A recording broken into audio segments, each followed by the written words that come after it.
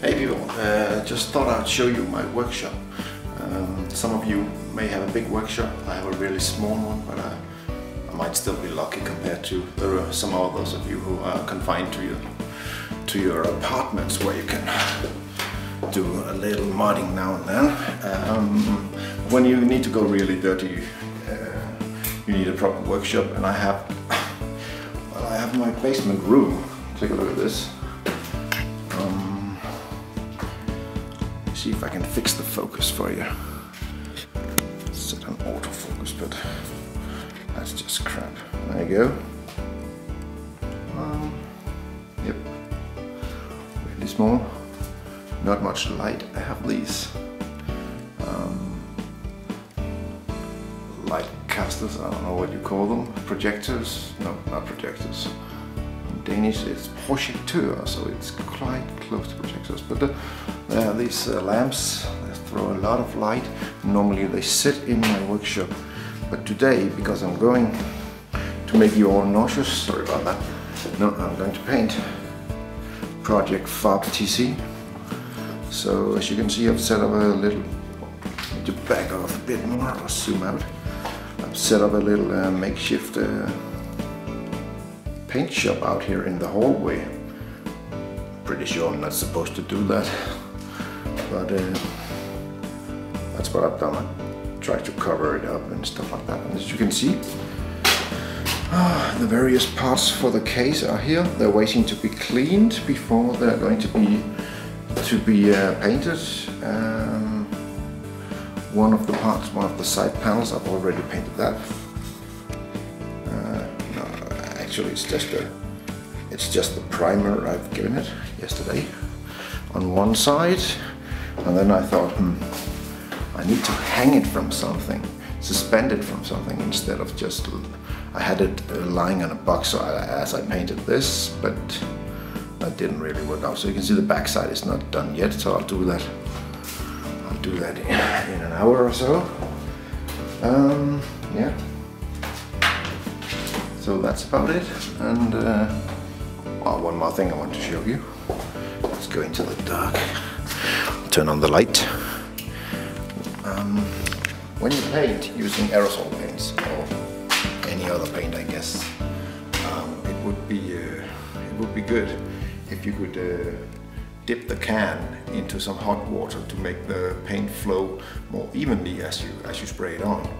And I've taken a water cooker down here, but I found out that is not going to be necessary, because have a look here.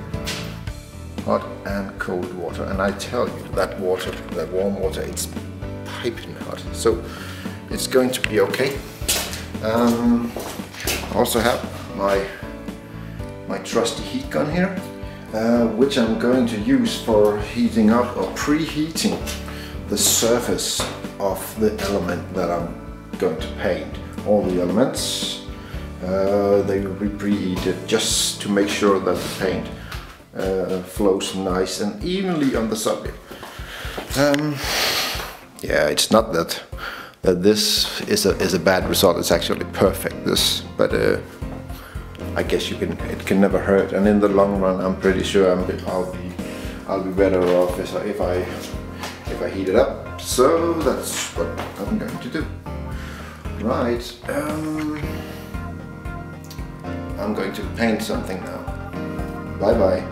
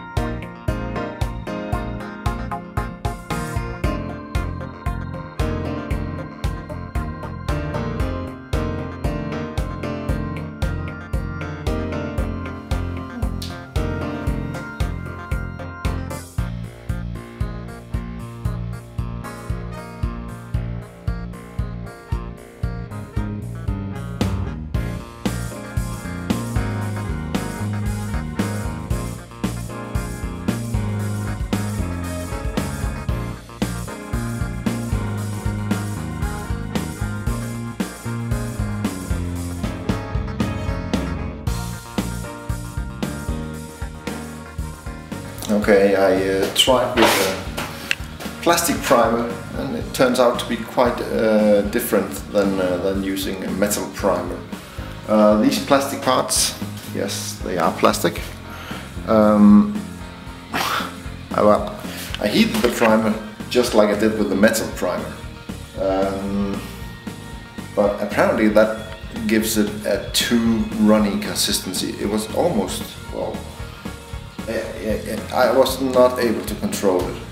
So I put the can for cooling down right now, so we'll see later what happens. Actually, this piece, don't know if you can see that, but has some nasty stains here. I tried heating it up with the heat gun. I thought, well, maybe it's not hot enough. And as you know, plastic tends to melt, so I couldn't heat it up. Well, it tends to melt at a low temperature, so I couldn't heat it up as much as I wanted to. But as it melted, as it heated up, and I afterwards tried to spray it again, the primer just flushed down the side of it, just like water. It was that thin. So I'm thinking maybe plastic primers don't need to be heated up. They need to be a rather thick consistency, or directly from the can. So well, I'll try it later. Trial by error, I guess, in this case.